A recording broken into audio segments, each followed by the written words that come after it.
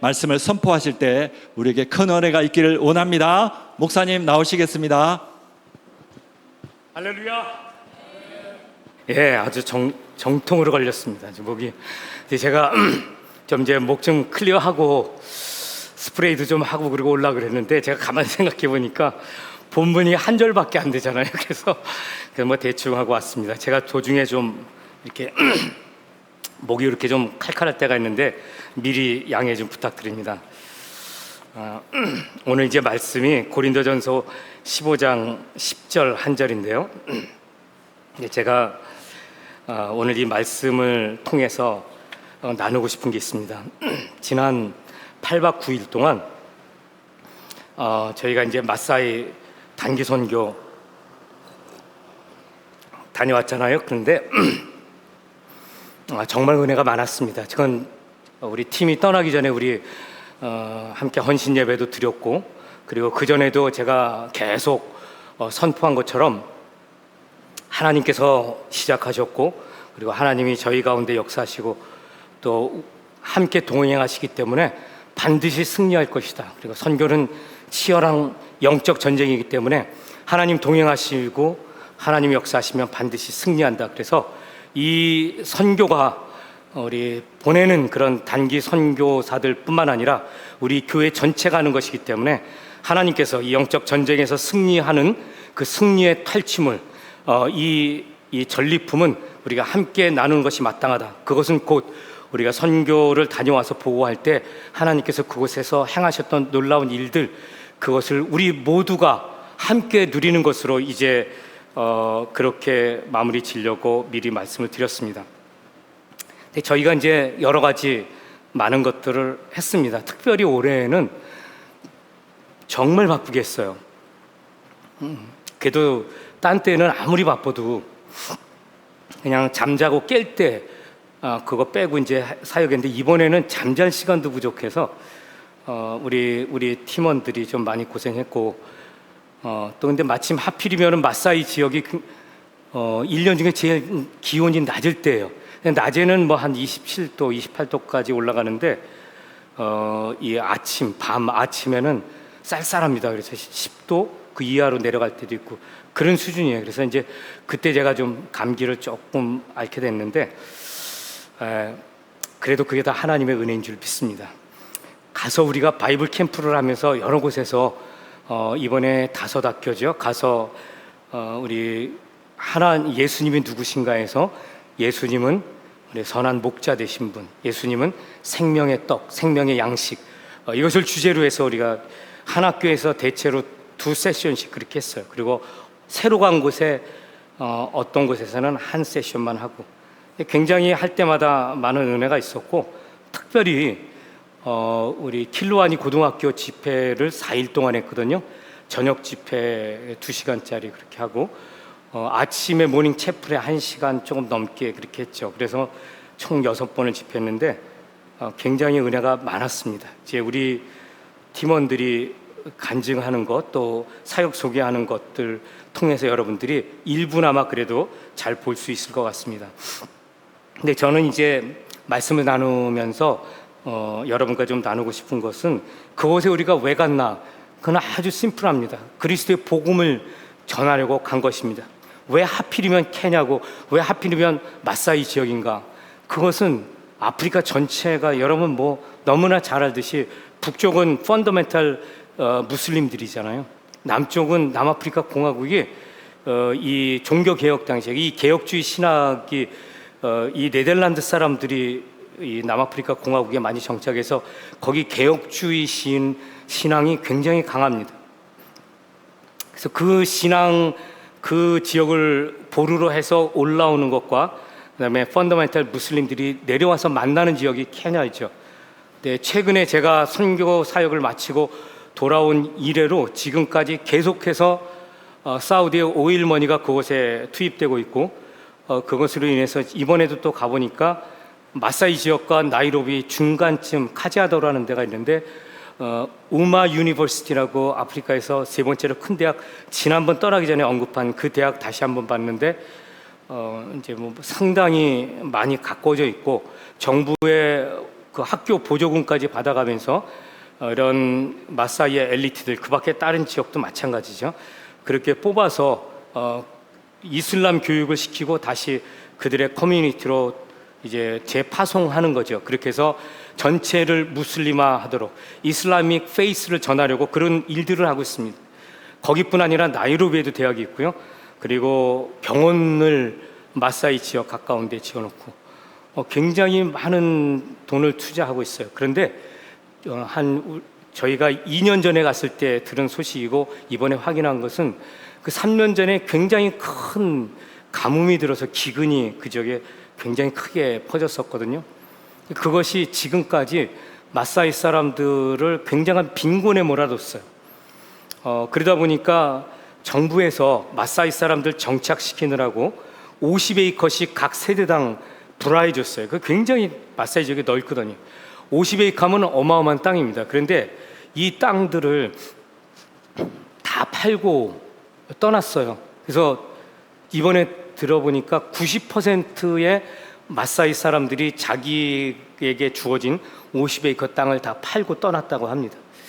물론 거기 어딘가 이제 그 사람들은 돌아다니는 사람들이라 거기 어딘가 살고 있겠죠. 그러나 자신들의 그런 삶의 근거지를 잃어버리고 그렇게 살아가요. 가난해서 그래. 제가 처음에는 왜 그런 것들을 그렇게 헐값에 팔아치울까. 그런데 이번에 들어보니까 너무나 살기 힘들어서 그래서 그렇게 했다는 이야기를 들었습니다. 우리가 이번에 이제 그곳에 가서 했던 일은 특별히 우리 그 전체 프레임은 이것입니다. 초등학생, 중등학생, 그리고 뭐 유치원 아이도 마찬가지인데 그 아이들에게 바이블 캠프를 통해서 복음을 가르치는 거예요. 예수님은 누구신지, 하나님의 구원은 무엇인지 이런 것들을 가르쳐서 이 아이들이 어릴 때는 아무래도 단순하니까 그렇게 우리가 바이블 캠프를 통해서 즐겁고 재미있게 그렇게 복음을 전했습니다. 근데 이 아이들이 이제 고등학교로 넘어오게 되면 아무래도 상당히 많은 그런 생각이 자리하게 되겠죠. 그래서 그 아이들을 대상으로 해서 우리가 집회를 했습니다. 복음 집회요. 이번에 전했던 복음 그 집회 말씀의 주제는 복음이란 무엇인가였습니다. 이거 금요일 날 제가 말씀드렸던 건데 복음이란 무엇인가. 그래서 첫째 날은 우리 복음을 알라, 둘째 날은 복음을 믿으라, 셋째 날은 복음에 순종하라, 그리고 이제 마지막 날은 그걸 다 총괄해서 결론적으로 예수를 따르라, 예수님의 제자가 되라, 이렇게 해서 이제 전한 것입니다. 그래서 제가 오늘도 금요 기도에 이어서 이 말씀을 갖고 선 것은 과연 우리 교회는 복음 위에 서 있나? 과연 여러분들은 복음을 이해하고 있나? 예수 그리스도를 통해서 선포된 하나님 나라의 메시지, 이거 하나님 나라 복음이죠. 바울 사도를 통해서 믿음을 통해서 하나님의 은혜로 주어진 이 구원의 복음, 이 복음의 메시지에 대해서 여러분들은 그 내용이 무엇인지 알고 있는가, 믿고 있는가, 그리고 순종하고 있는가. 제가 말씀을 막 아이들에게 열심히 전했어요. 내가 전하면서 그런 생각이 들었어요. 그래서 돌아가면 제가 여기에 대해서 좀 말씀을 전해야 되겠다, 그런 생각을 가졌습니다. 물론 저는 그동안 이제 계속해서 복음이란 무엇인지를 전했습니다. 여러분 아시죠? 예수를 따르는 길, 우리 마태복음에도 있고 누가복음에도 있는 말씀인데 아무든지 나를 따라오려거든 자기를 부인하고 자기 십자가를 지고 나를 좇을 것이니라, 이렇게 말씀을 했잖아요.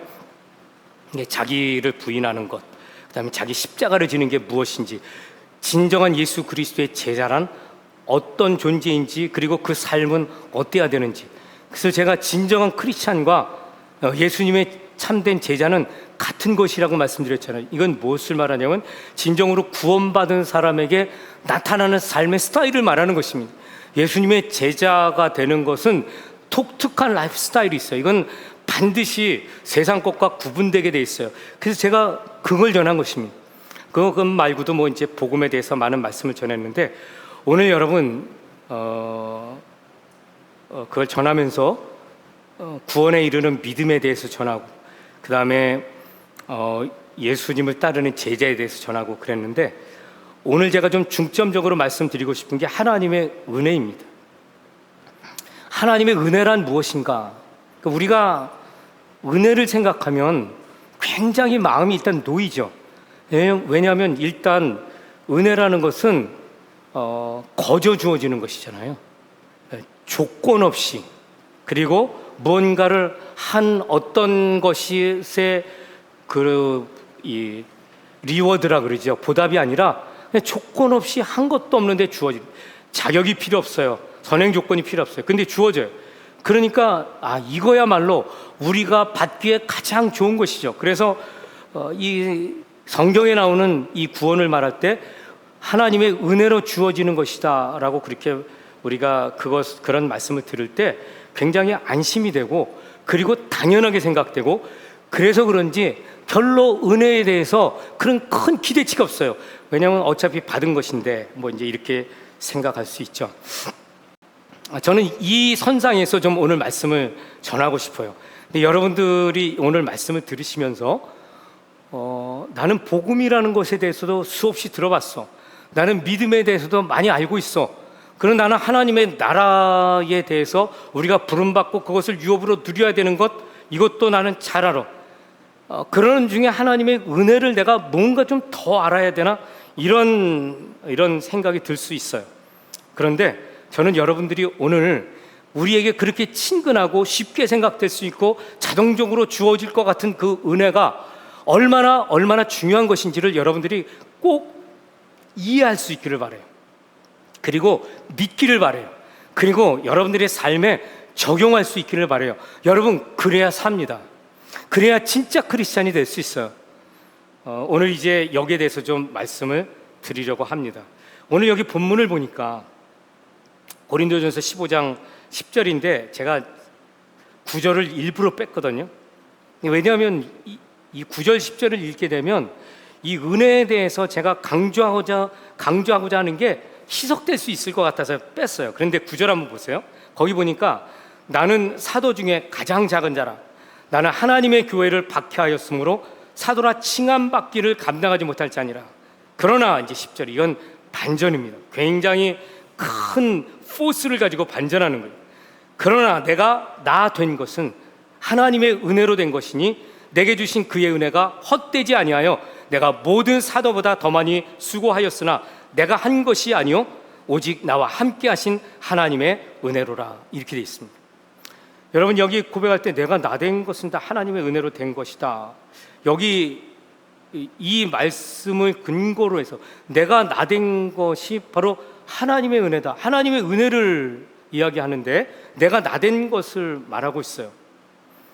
우리가 여기서 볼 수 있는 게 뭐냐면 자격이 없는데, 그런데 조건이나 대가 없이 하나님의 선물을 받게 되었다는 거예요. 여러분, 성경에서 은혜를 말할 때는 이것은 전적인 하나님의 주권적인 행위를 말합니다. 특히 바울 서신에서는 은혜라는 말은 하나님이 하셨어, 이것입니다.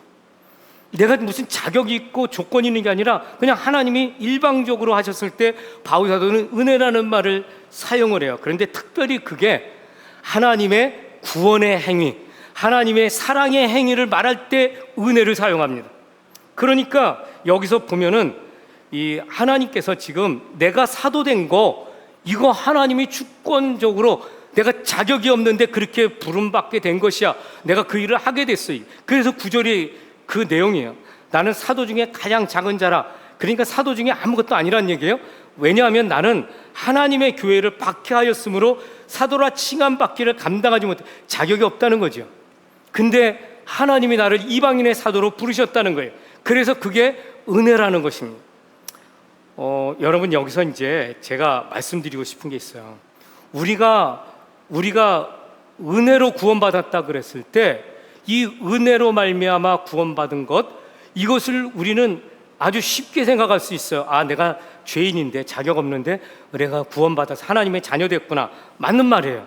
그런데 여러분, 은혜라는 게 과연 그렇게 자격 없는 우리를 불러서 그래서 하나님이 그렇게 너는 이제 구원받았어 라고 센텐스한 게 그게 은혜의 전부일까 하는 것입니다.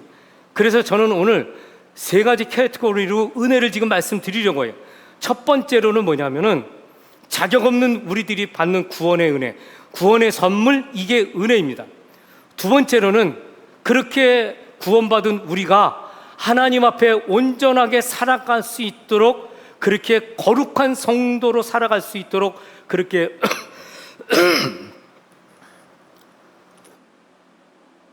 그렇게 받은 은혜, 이게 두 번째예요. 세 번째는 우리가 하나님 앞에 부름받았을 때 사명을 주셨잖아요. 각자에게 교회에 주신 사명이 있어요. 이것도 은혜입니다. 자격 없는데, 능력도 없는데 하나님이 거저 주셨어요. 그래서 이건 영광스러운 부름인데 이게 은혜입니다. 이 내용에 대해서 이제 제가 여러분들에게 좀 말씀을 드리려고 합니다. 여러분, 첫 번째로 이 구원의 선물로 주신 이 영생의 선물, 이 은혜다. 이건 전적인 하나님의 주권적인 역사죠. 에베소서 2장 8절 9절, 여러분 너무나 잘 아는 구절이에요. 바울 사도는 이 은혜에 대해서 이렇게 말씀을 하죠. 너희는 그 은혜에 의하여 믿음으로 말미암아 구원을 받았으니 이것은 너희에게서 난 것이 아니요 하나님의 선물이라. 행위에서 난 것이 아니니 이는 누구든지 자랑하지 못하게 함이라 이랬어요. 이거 그 유명한 saved by grace through faith라는 말이에요. by grace through faith 많이 듣잖아요. 그러니까 우리가 구원받은 게 뭘로 받았느냐? 우린 보통 생각할 때 믿음으로 구원받았지. 근데 그렇지 않습니다. 여기 지금 말씀하는 게 뭐냐면은 하나님의 은혜로 by grace we are saved. 근데 왜 그럼 믿음은 뭐야 그랬대? 그건 through faith니까 하나의 일종의 통로 같은 것입니다. 자, 그러면 이게 무엇을 말하나? 이건 뭐 여러분들이 너무나 잘 아는 건데, 제가 그리고 이 믿음으로 구원받은 것에 설명을 할 때 제가 여러 번 말씀드린 거예요. 그래도 한 번 다시 설명을 합시다. 우리 그 예전에 촌 마을에 가면은 전기가 안 들어오다가 이제 마을에 이렇게 전기 공사하면 그때 이제 마을마다 전기가 들어오게 되죠. 예전에 그 어떤 시골 외딴 마을에 전기가 처음 들어온 그런 마을에서 최부자라는 그 영감님이 제일 먼저 부잣집이니까, 그래가지고 전기 들어왔을 때 자기네 집에 이렇게 딱 전기불 달고 그리고 전등 달고 이제 집을 환하게 밝혔어요. 얼마나 기쁘겠어요. 사람들 다 불러놓고 이게 전기 등불 단 집이다 보여주는데, 이런 초가집에 살던 그 마을 사람들이 생전 처음 보는 전기 들어온 집을 보는 거예요. 그럴 때 이 최부자가 그것을 보면서 사람들이 다 보고 있는 이 안에서 전기 스위치를 딱 누르는 순간 불이 들어오잖아요. 그러면서 자기의 그런 자랑하는 거죠. 내가 손으로 누르기만 하면 불이 들어와. 그 사람들이 그거를 보면서 야, 저 최부자의 손을 봐라. 이 스위치를 누르는 순간 불이 환하게 들어오는 거예요. 여러분, 만약에 그 마을 사람들이 전기를 경험해 본 경험이 없어서 그걸 볼 때 야, 저 최부자 대단하네. 스위치만 누르면 불이 들어와. 이렇게 생각한다면 그게 얼마나 어리석은 거겠어요. 왜 그게 어리석은 일인가? 여러분, 그 마을에 불이 들어와서 스위치를 온할 때 집안의 등불이 환하게 밝히 빛나는 것은 그렇게 되기까지 뭐예요? 파워 플란트가 있잖아요. 지금 시대는 원자력 발전소죠. 원자력 발전소가 있어서 거기서 발전을 하고 그 다음에 그 발전을 한 것이 그게 모아져서 송전소가 있잖아요. 송전소의 그 설비, 장비를 거쳐서 또 시설을 거쳐서 송전 탑들이 있고, 그리고 그 선으로 연결돼서 마침내 그 외딴 섬까지 혹은 동네까지 와서 그리고 집에 연결이 돼야 되겠죠. 집 안에서 그냥 됩니까? 그 안에 배전반이 있어요. 두꺼비 집이죠. 퓨즈가 있어서 연결이 되고 그것이 각 등으로 그렇게 다 뻗어나가서 그게 스위치까지 연결돼야 비로소 스위치를 누르면 오는 것입니다.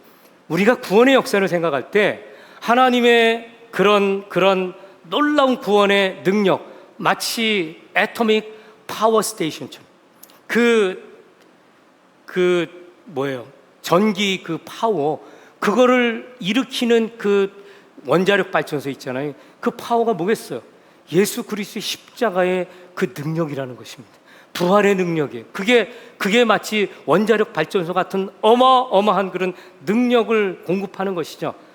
그 발전을 일으킨 파워가 우리의 선진들의 믿음, 복음을 전하기 위해서 목숨 걸고 싸웠던 그들의 믿음의 증언을 통해서 세대 간에 걸쳐서 계속 우리까지 이르게 된 것이죠. 얼마나 많은 사람들이 이 복음을 지키기 위해서, 전하기 위해서 목숨을 걸었어요. 수많은 순교자들이 그 피를 흘리면서 전해줬던 그 복음이 우리에게까지 이루어졌죠.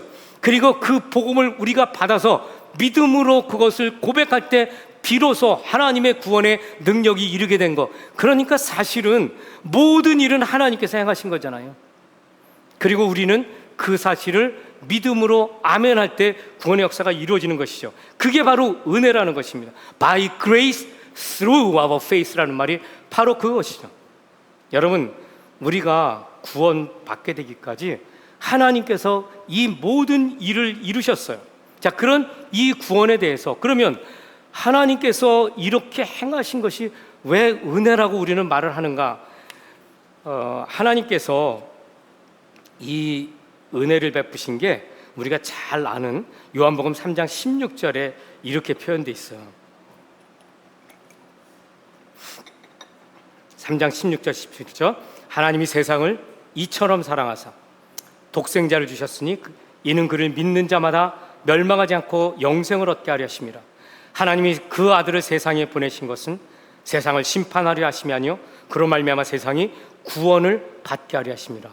구원 받게 하시려고 아들을 주셨다는 거예요. 우리가 여기서 주목해야 될 단어는 여기 16절에 있는 주셨다, 세상에 주셨다는 거예요. 근데 왜 예수님을 보내셨다 그러면 되지 왜 이걸 주셨다고 to give라고 했을까 하는 것입니다. 이것은 문자 그대로 하나님 아버지께서 아들의 생명을 세상 사람들을 위해서 주신 것입니다. 내어주신 것입니다. 그러니까 세상 사람들이 하나님을 알기도 전에 하나님께서 일방적으로 아들의 생명을 그들에게 주신 거예요. 이것도 한번 예를 들어보면 이런 거죠. 우리 뭐 영화 보면은 흔하게 볼 수 있는 건데 어떤 청년이 골목길을 가다가 이 길을 가다가 골목 이 외진데에서 어떤 여성이 막 이런 깡패들에게 둘러싸여 갖고 위협을 당하고 있는 거예요. 청년이 가다가 아무래도 이러다가 큰 사고가 날 것 같아서 그 골목으로 뛰어듭니다. 그래서 큰 소리로 빵 치죠. 야, 너희들 뭐 하는 거야? 그 자리에서 당장 물러나지 못할까 큰 소리를 빵 쳤어요. 그 순간에 그 여성을 둘러싸고 있는 그런 깡패들이 딱 그 여자로부터 눈을 떼서 그 사람을 주목하잖아요. 보니까 별것도 아닌 게 혼자 와서 큰 소리예요. 그래서 그 여성에게 눈을 뗀 그 깡패들이 그 청년에게 와서 싸움을 거는 거예요.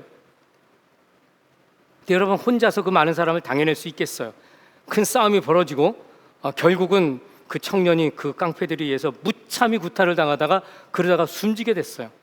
그 사이에 이제 이 여성은 혼란을 틈타서 탈출하게 됐죠. 여러분, 이럴 때 이 여성에게 이 남자는 누구예요? 생명의 은인인 거죠. 자기의 목숨을 걸고 지켜줬잖아요. 그런데 우리가 이 남자를 왜 생명의 은인이라고 하냐? 왜 생명을 지켜준 은혜를 베푼 자라고 하나? 은인이란 그 말이잖아요. 그것은 이 여인이 이 청년으로부터 도움받을 어떤 조건도 없었던 거예요. 그냥 상황이 그렇게 만든 것입니다. 이 남자가 위험하겠구나 그래서 목숨을 걸고 싸웠던 것이죠. 그 전에 만난 일도 없고 관계가 있는 것도 아닌데 목숨 걸고 덤벼든 것입니다. 예수님께서 이 땅에 오실 때 여러분, 왜 하나님께서 그 아들을 세상에 보내주신 게 왜 이걸 은혜라고 하느냐면, 우리가 아직 죄인 되었을 때 예수 그리스도께서 우리를 위하여, 하나님께서 우리를 위하여 자기의 아들을 십자가에 못 박으심으로 우리에 대한 자기의 사랑을 컨펌 하셨다 그래요. 확증하셨다 그러잖아요. 그러니까 이게 still sinners라는 건 뭐냐면 하나님의 말씀에 거역하는 거예요. 하나님에 대해서 도전하는 거예요. 하나님의 대적자예요. 배반하는 자예요. 그런데 그럼에도 불구하고 아들을 주신 것, 이거는 컨디션이 없는 거죠. 여러분, 뭔가 잘났고 뭔가 좀 잘났고 뭔가 한 게 있어서가 아니라 원수된 자에게 자기 아들을 주셨어요. 그래서 은혜라고 말하는 것입니다. 그런데 이와 같은 은혜가 특별한 이유가 있어요. 제가 아까 말씀드린 것처럼 그런 예들이 좀 있습니다. 막 홍수가 나고 사람이 막 떠내려갈 때, 그럴 때 어떤 사람은 목숨을 걸고 그걸 찾으려고요, 사람 살리려고 목숨 걸고 뛰어드는 사람이 있어요. 우리 세상살이 가운데 가끔 그런 걸 볼 때가 있습니다. 그런데 하나님의 사랑이 특별하고 우리가 이 땅 살아가면서 볼 수 없는 이유는 뭐냐면, 하나님은 창조주시고 우리는 피조물이에요.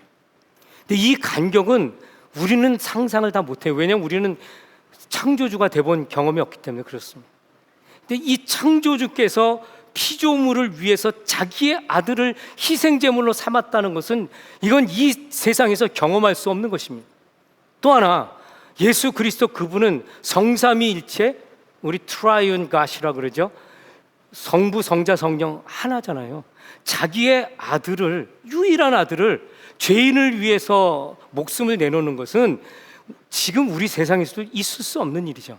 이게 어떻게 가능하겠어요? 이제 그래서 하나님의 사랑은 특별하다는 거예요. 이해하기 어려운 사랑.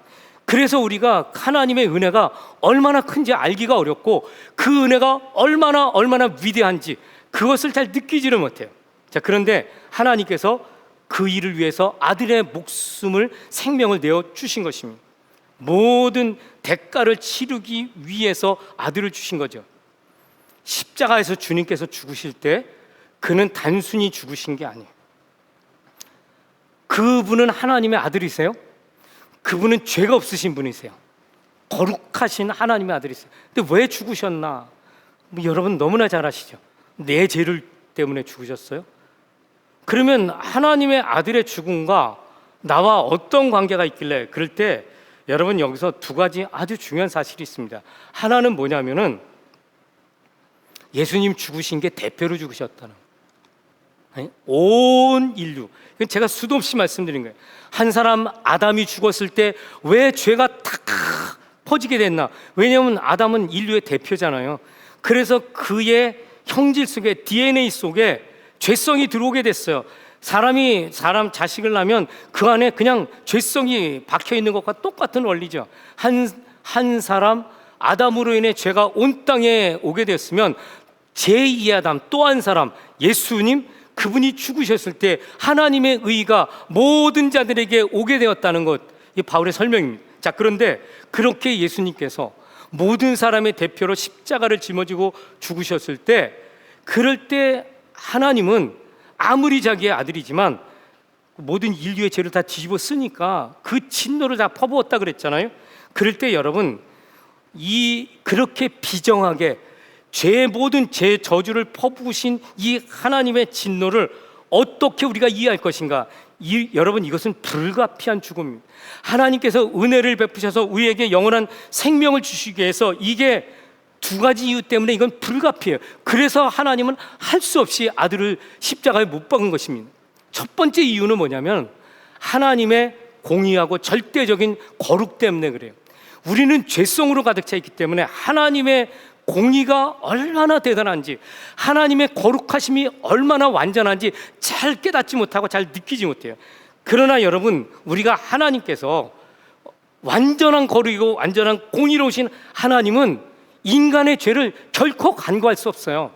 그러니까 어떻게 생각하면, 아니, 하나님께서 우리 죄 불쌍하니까, 일단 그걸 우리 사랑하신다니까 그냥 그냥 용서해 주면 되잖아요. 우리는 그렇게 합니다. 누가 이렇게 잘못했을 때, 아유 그래, 뭐 한번 넘어가지, 그럴 수도 있지, 그리고 넘어갈 수 있어요. 그러나 하나님은 결코 그럴 수가 없는 분이세요. 왜냐하면 하나님은 완전히 거룩하시기 때문에 죄를 용납할 수도 없고, 그리고 타협할 수도 없다는 거예요. 이게 절대적인 거룩이요, 절대적인 공의라는 것입니다. 여러분, 생각해 보세요. 재판관이 있어요. 우리 대한민국에 지금 일어나고 있는 일들이에요.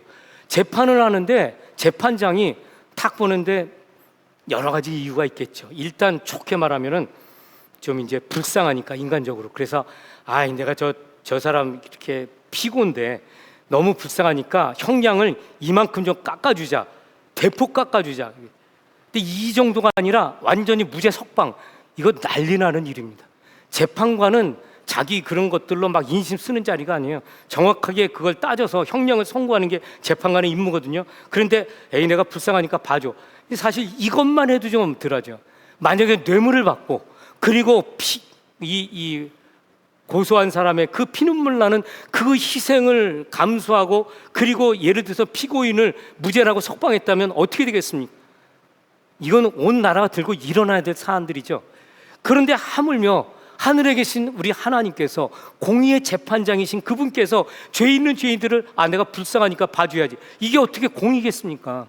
이게 어떻게 거룩이 될 수 있어요? 그래서 우리는 개인적으로 용서를 받았기 때문에 하나님의 거룩을 생각할 때, 그럴 때 나를 용서하신 하나님, 오케이, 땡큐죠. 너 믿으면 지옥 안 가. 얼마나 감사한 일이에요. 우리는 하나님의 공의, 하나님의 거룩에 대해서 뭐 그렇게 중요하지가 않아요. 우리가 지옥 안 간 것만 해도 다행이고, 하나님이 나를 의롭다니까 땡큐인 것밖에 없죠. 그러나 여러분, 하나님은 결단코 그렇게 하지 않으십니다. 그렇다고 하면 하나님의 공의가 자리할 데가 없고, 그리고 하나님이 어떻게 거룩하신 하나님이라고 말할 수 있겠어요? 근데 여기에 누가 끼냐면은 사탄이 껴요. 사탄이 고소하고 정죄하는 자잖아요. 그 근거가 뭔 줄 아세요? 그게 율법이에요. 그래서 율법은 모든 죄의 저주의 근거가 되는 게 율법입니다. 율법은 모든 하나님의 백성들이 거룩하게 되는 그런, 이거 거룩의 코드 법전이잖아요. 그런데 사탄이 고소하는 그 정죄의 근거가 뭐냐면 이 율법이거든요. 그래서 사탄이 이 하나님 법정에서 고소하죠. 하나님, 저 사람은 이렇게 죄를 범했는데 하나님 법에 따르면 이 사람은 사형이 마땅하지 않습니까? 이거 고소하는 거예요. 근데 하나님께서, 야, 내가 봐주는데 네가 뭐야? 하나님 그렇게 하지 않으세요. 그러면 똑같은 원리로 우리도, 그가 모든 악한 영들, 사탄, 이미 그들은 정죄받고 심판받았죠. 반드시 그들은 멸망당하게 돼 있어요. 근데 세컨 찬스가 주어져야 되잖아요. 그렇지 않습니다. 하나님께서 공의와 절대 거룩으로 판단하십니다. 하나님께서 하신 방법이 뭐냐면 십자가예요. 그래서 바울 사도는 이 십자가 부활의 능력을 구원의 유일한 하나님의 지혜요 능력이라고 말한 것입니다. 사탄이 고소할 수 없고 정죄할 수 없는 하나님의 지혜로 세운 게 바로 십자가예요.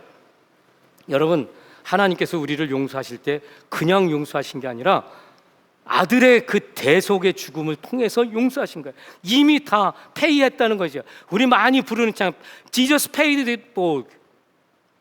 그거 뭐 우리말로 뭔지 잊어버렸어요. 주의 은혜로 대속하여서 내 모든 죄가 그 용서받았다는 그 찬양이 있잖아요. Jesus paid it all이에요. 모든 것이 다 용서받았어. 여러분, 그게 십자가의 능력입니다. 자, 그런데 우리가 구원받은 이것이 단지 거기에만 끝나지 않습니다. 여기 이제 이 말씀에 보면은 하나님의 그런 절대적인 공의,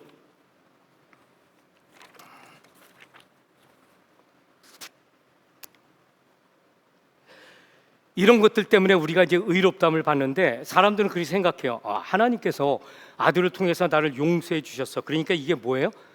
의롭다함을 받은 거잖아요. 소위 말하는 신학 공부하는 사람들 꼭 알아야 될 용어, 칭의, justification이에요. 우리가 하나님의 은혜를 생각할 때 늘 생각하는 게 뭐냐면 이 칭의입니다. 우리는 하나님 앞에 의롭다함을 받았어요. 근데 이거 아니면 우리는 하나님 앞에 내세울 게 아무것도 없어요. 왜냐? 우리는 여전히 죄를 짓거든요. 오늘도 죄를 짓고 내일도 짓고, 확실한 거는 이 다음에도 또 죄를 짓는다는 거예요. 이게 왜냐하면 우리 본성이 타락해서 그래요. 결심을 했는데 자꾸 무너지거든요. 그래서 하나님께서 나를 의롭다고 하시는데 이게 잘 느껴지지가 않아요. 어떤 분들은 그래서 성도님 그러면은 굉장히 부담스러워하세요. 아니, 난 거룩하지도 않은데 자꾸 성도님, 교회만 가면 성도님이라 그래. 성도, 거룩한 무리. 나는 거룩하지가 않아. 근데 여러분, 저더러 누가 아유 거룩하신 목사님, 저도 부담스럽습니다. 예? 저도 부담스러워요. 부담스럽기는 마찬가지. 왜냐하면 가끔가다 실수도 하고 부족한 것 때문에 아주 죽겠어요, 저도. 근데도 불구하고 우리가 거룩하다, 성도로 부름받았어요. 의롭다 하심을 받았어요. 이게 도대체 뭔가? 나는 여전히 죄를 짓는데도 불구하고 하나님은 나를 거룩한 자녀로 삼으셨다는 거예요. 이게 어떤 은혜인가? 은혜인 거는 알죠. 그런데 우리 마음속에 석연치 않은 게 있어요. 그래서 모든 성도들 마음속에 떨쳐버리기 힘든 게 뭐냐면 이 죄의식입니다. 길티하다 그러죠. feel guilty예요. 뭐가 잘못되면 아이고 내 죄 때문에 저러지, 내가 잘못해서 저러지, 그냥 자기 가슴을 치는 거예요. 이 속에 겸손이 아니라 이런 어떤 죄의식이 자리 잡고 있는 거죠. 하나님은 여전히 나를 거룩하다 하시고 그의 사랑스러운 아들이라고 부르시는데 나는 여전히 죄인으로 남아있는 것. 그러면 하나님의 은혜가 여러분 우리를 의롭다 하고 부르는데 그쳐서야 그 은혜가 온전한 은혜일까? 우린 질문해 볼 수밖에 없어요. 그래서 우리는 하나님의 구원의 은혜를 생각할 때 다음 퍼더 스텝으로 나가야 돼요. 한 걸음 더 나가야 된다는 거예요.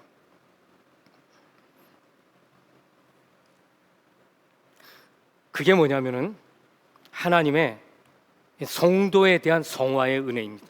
이게 굉장히 중요한 포인트입니다. 성도를 거룩하게 하시는 하나님의 은혜예요. 조직 신학자들은 이거 영어로 sanctification이라 그래요. 거룩하게 만들어 가시는 하나님. 이건 과정을 말하는 것입니다.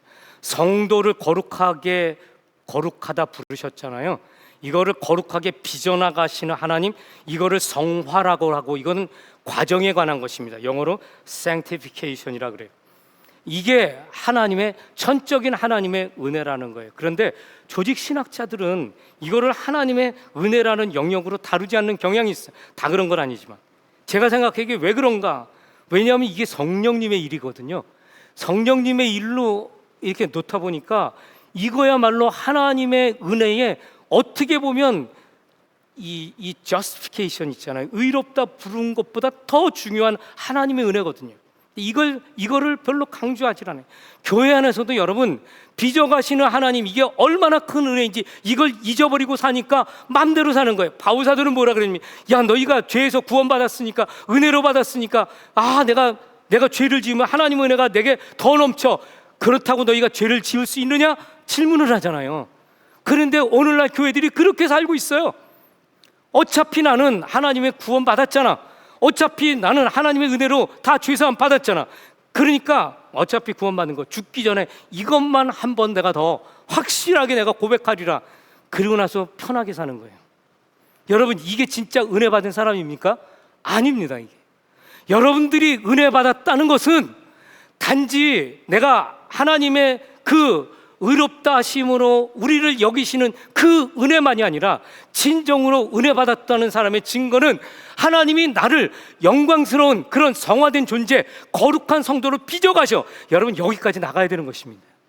이게 진짜 성도예요. 그리고 이게 진짜 은혜 받은 자의 모습이라는 것입니다. 그래서 여러분, 이렇게 이것이 하나님의 은혜를 깨달아지고 이게 믿어질 때, 그럴 때 구원의 기쁨이 날마다 새로워지는 거예요. 우리가 하나님의 그런 은혜를 받아서 하나님의 뜻이 무엇이고 하나님이 나를 계획하신 것이 무엇이기 때문에 내가 하나님의 뜻을 분별해서 그리로 순종하며 나갈 때, 여러분, 그게 얼마나 많은 걸림돌이 있고 도전이 되겠어요. 그런데 그럼에도 불구하고 이 일은 성령님이 행하시는 것이기 때문에 내 안에서 역사하시는 그 성령님의 능력과 지혜로 말미암아 한 걸음 한 걸음 앞으로 나아갈 때, 여러분, 이 기쁨이 구원의 기쁨이라는 것입니다. 이게 왜 은혜인가? 여러분, 여기 에스겔서 36장 26절 27절을 보면, 제가 이것도 한 몇 번 말씀드린 건데 이런 말씀이 있죠. 또 새 영을 너희 속에 두고 새 마음을 너희에게 주되 너희 육신에서 굳은 마음을 제하고 부드러운 마음을 줄 것이며, 또 내 영을 너희 속에 두어 너희로 내 율례를 행하게 하리니 너희가 내 규례를 지켜 행할지라. 이렇게 돼 있어요. 여러분, 이 구약 시대에 이스라엘과 유다가 왜 망했나요? 우상 숭배에 빠져서 망한 것입니다. 그리고 불법을 행했어요. 이 말은 뭐냐면 하나님의 율법, 하나님의 명령, 하나님의 뜻대로 행하지 않고 자신들 마음대로 행했다는 거예요. 그래서 그들은 멸망받았어요. 그 결과 어떻게 됐냐면 이스라엘의 영광이 떠나가는 거잖아요. 예루살렘 성전을 두고 내가 영영이 내 이름을 이 전에 두고 열왕, 열민족이, 열국이 내 앞에 와서 경배하고 절하는 거 하나님의 꿈이라고 말씀드렸죠. 그게 이루어지지 않았어요. 그런데 하나님은 언약에 충실하신 신실하신 하나님이세요. 그래서 하나님은 비록 이스라엘 백성들이 그렇게 우상 숭배에 빠지고 그리고 언약을 지키지 않고 하나님을 배신했지만, 그럼에도 불구하고 하나님 그들을 포기하지 않으시고 에스겔 선지자를 통해 말씀하세요. 그 즈음에는 그들이 다 멸망 바로 직전이었어요. 하나님께서 에스겔에게 어떤 그런 예언의 말씀을 하냐면 새 영을 너희 속에 두고 새 마음을 너에게 주겠다. 이 새 영이 성령입니다. 아시죠? 구약 시대 때는 선지자와 왕과 제사장밖에 하나님의 영을 받지 않는다 그랬잖아요. 그런데 하나님께서 이제 새 언약을 주시면서 모든 나라 모든 백성들에게 이 영을 부어 주시겠다는 그런 약속을 한 것입니다. 그리고 이 성취가 언제 이루어지냐면 예수님께서 승천하시고 나서 이 오순절날 마가의 다락방에 모여서 120명의 예수님의 제자들이 함께 열심히 예수님의 그 말씀하신 것을 믿고 기도할 때 하늘이 열리고 그 다락방에 성령이 쏟아 부어지잖아요. 최초의 성령 세례, 성령 충만이 이루어진 거죠. 이게 바로 에스겔서 26장 그리고 요에서 거기 2장에 보면은 나오는 거 있잖아요. 모든 내 종들, 남녀 종들에게 내 영을 부어주리니, 바로 그 말씀의 성취가 바로 이때 이루어지는 것입니다. 그런데 여러분, 이 포인트가 뭐겠어요? 이스라엘이 실패한 거, 그들의 죄송으로 인해서 이룰 수 없었던 거, 그것은 뭐냐면 하나님의 말씀을 지키는 거. 이게 거룩이거든요. 그들이 스스로 거룩하게 될 수 없는 그것을 하나님이 너무나 잘 아셨기 때문에 이제 내가 내 영을 그들에게 부어, 성령을 부어서 그들로 하여금 하나님의 말씀을 지켜 내 거룩한 백성을 삼게 하겠다. 여러분, 이게 얼마나 획기적인 것인 줄 아세요? 하나님께서 그들을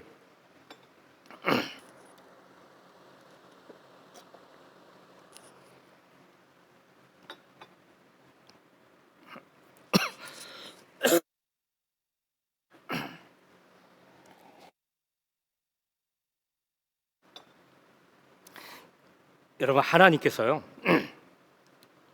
그들이 소망 없잖아요. 스스로 법을 지킬 수 없잖아요. 그래서 거룩하면서 떠났는데, 그럼에도 불구하고 하나님께서요 그들이 그것을 이룰 수 있도록 성령을 부어주신 것입니다. 성령을 부어주신 것은 하나님의 말씀대로 살 수 있는 능력을 부어주신 거예요. 그래서 완전히 새로운 마음을 갖게 되었다는 거예요.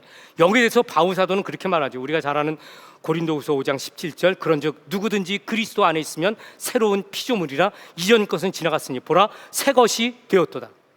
이 말씀은 유대인들에게만 주신 것이, 이스라엘 자손에게만 주신 것이 아니라 모든 이방인들에게도 동일하게 주어진 것입니다. 어떤 의미에서 진정한 크리스찬은 완전히 새로운 존재라는 것인가? 여러분, 이것은 거듭나면은 완전히 다른 존재로 변한다는 것이, 그냥 뭐 좀 마음이 고와지고 뭔가 좀 이렇게 새로운 프레시한 마인드를 가지는 게 아니라 완전히 새로워지는 거예요. 어떤 면에서 새로워지는가? 그것은 삶의 목표가 완전히 세상과 달라요. 라이프 스타일이 변해요. 그리고 살아가는 이유가 다른 데 있어요. 그래서 예수 믿는 사람은 그냥 알게 돼 있습니다. 아, 저 사람 예수 믿는 사람이지. 그냥 어느 날 보니까 직장에서 아, 당신도 크리스찬이어서 깜짝깜짝 놀라는, 이게 아니라 예수 믿는 사람은 그냥 살아가면 알게 돼 있어요. 왜냐하면 세상과 구분이 되기 때문에. 그럼 근데 이게 어떻게 가능한가? 하나님께서 각자의 성도의 마음속에 새 영을 부어주신 거예요. 성령님을 부어주신 것입니다. 우리 여기 이 말씀에서요 에스겔서 36장 26절에 보면 또 내 영을, 새 영을 너희 속에 두고 그랬잖아요. 이 두다라는 게 히브리어로 나단이라는 말인데, 이 두다라는 말은 to give라는 말과 똑같은 거예요. 그 안에 부었다는 말과 똑같은 것입니다. pour 또는 insert, 이게 끼워 넣는 거, 또는 to give, 다 같은 말이에요. 그러니까 하나님이 세상을 이처럼 사랑하사 독생자를 주셨으니 to give잖아요. 거기 이게 은혜라 그랬잖아요. 여기 지금도 보니까 또 새 영을 너희 속에 두고 성령님을 주신 것도, 이것도 은혜인 것입니다. 그 영을 받음으로 말미암아 우리가 완전히 새로 거듭나게 되고 새 사람이 된 것이, 이게 은혜라는 것입니다. 그래서 여러분들은 진정으로 이 땅에 살아가면서 다른 세상 사람들과 섞여 살지만 완전히 새로운 존재라는 것, 이게 하나님의 은혜라는 것을 여러분 믿으셔야 돼요. 어제 말씀 전할 때 마태복음 7장 21절에서 23절 보면 나더러 주여 주여 하는 자마다 다 천국에 들어갈 것이 아니요 다만 하늘에 계신 내 아버지의 뜻대로 행하는 자라야 들어가리라. 우리 주님께서 분명히 말씀하세요. 하나님의 뜻대로 행하는 자라야 천국에 들어갈 수 있어요. 아, 나는 죄인인데 내가 어떻게 해? 여러분, 여기에 비밀이 있어요. 복음이 왜 비밀입니까? 우리의 힘으로 능력으로 안 되지만, 그러나 성령님께서 우리 안에서 역사하십니다. 성령으로 거듭나야만 하나님 말씀대로 살 수 있어요. 이게 복음의 비밀이에요. 자, 이제 마지막 한 가지만 더 말씀드리고 마치도록 할게요. 마지막 은혜는 뭐냐면은, 여러분, 이 바울 사도가 고백한 것처럼 내가 나 된 것이 은혜입니다. 내가 나댄 게 뭐겠어요? 바울이 그 전에 사울이 교회를 대적하는 폭행자, 하나님을 대적하는 자였잖아요. 원수였거든요. 그런데 하나님께서 그를 그에게 은혜를 주셨어요. 이방인의 사도로 삼으셨어요. 그래서 그가 하나님의 은혜 받고 나서 이방인의 사도로 세워지게 된 것입니다. 이것을 내가 나댄 것이라고 표현하고 있습니다. 이번에 우리가 8박 9일로 케냐에 가서 사역을 했어요. 이거 하나님의 전적인 은혜입니다. 우리가 받을 만한 게 아니에요. 이건 뭐 우리 이제 나중에 제가 좀 이야기 드리겠습니다. 우리 팀이 이제 뭐 간증할 때 여러분 들으실 수 있을 것 같아요. 우리가 할 수 있는 일도 아니고 감당할 수 있는 크기도 아니에요. 근데 그럼에도 불구하고 우리가 이 일에 부름 받았어요. 쓰임 받아요. 어떻게 이게 가능할까? 컨디션 없어요. 언컨디셔널이에요. 그런데 하나님이 일을 행하셨어요. 그래서 은혜예요. 여러분들이 살아갈 때 나는 교회 왔다 갔다 하면 편하지. 아멘 할렐루야 구원받았습니다. 여러분 반쪽짜리 은혜는 은혜가 아닙니다. 반드시 하나님의 나라를 위해서 여러분들이 부름받았고 구원의 은혜를 누리고 있고 내가 거룩한 상도로 살아가는 것, 그게 은혜이고, 그리고 하나님의 명령을 따라 하나님이 주신 사명을 이루기 위해서 살아가는 것, 이게 진짜 은혜 받은 사람의 특징이라는 것, 반드시 나타나야 될 그런 증거라는 것을 여러분들이 오늘 이 말씀을 통해서 다시 한번 깨달으시면 좋겠어요. 이제 결론의 말씀을 맺도록 하겠습니다. 오늘 이제 우리 뒤에 순서가 좀 있어서 제가 정말 빠르게 이제 마무리를 짓는데요. 언젠가 또 조금 더 자세하게 말씀 전할 날이 있겠죠. 은혜라는 것은 여러분 그냥 나 믿고 천국 가게 됐어, 여러분 이렇게 생각하다 큰일 납니다. 진짜 은혜 받은 사람은 거룩한 삶을 살지 않을 수 없어요. 진짜 은혜 받은 사람은 하나님 나라 건설을 위해서 목숨을 걸고 가는 사람입니다. 그게 하나님의 은혜예요. 그런 은혜 받은 무리로 오늘도 살아가기로 결단하는 여러분과 제가 되기를 주님의 이름으로 축원합니다. 기도합시다.